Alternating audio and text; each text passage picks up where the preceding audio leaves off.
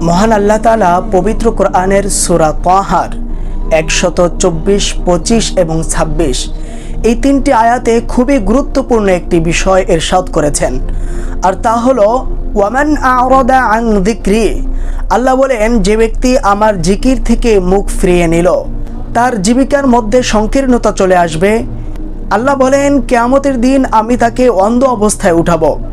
তখন সে বলবে, ইয়া রব, হে আমার প্রতিপালক, আপনি কেন আমাকে অন্ধ অবস্থায় উঠালেন, অথচ আমি দুনিয়াতে থাকা অবস্থায় চক্ষুষ্মান ছিলাম।